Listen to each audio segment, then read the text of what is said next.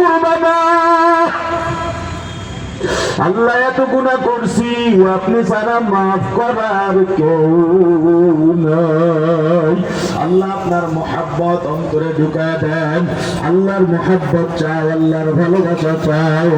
আহারে তোমাকে দুনিয়ায় যদি কেউ উপকার করে, তোমার মালিক বেতন দেওয়ার সময় যদি 1000 টাকা তোমাকে বেশি দিয়া দেয়, অথবা তোমাকে যদি বলে তোমার সামনে সন্তান রাখি আমি 2000 টাকা দিলাম, তোমার বিবি অসুস্থ হাসপাতালে নিয়ে গেছে, তোমার মালিক খবর পাইলে যদি তোমাকে 2000 টাকা দিয়া বলে তুমি চিকিৎসা খরচ কোথায় পাইবা, 2000 টাকা সহযোগিতা করলাম, ওই মালিকের সামনে তোমার আর কৃতজ্ঞতার কোনো শেষ নাই। ছেলে মেয়েকেও বলে যাও আমার মালিক আমার উপর দয়া করছেন, আমার উপরে অনেক অনুগ্রহ আছে, কোনদিন আমার মালিকের সামনে বেয়াদবি করবে না।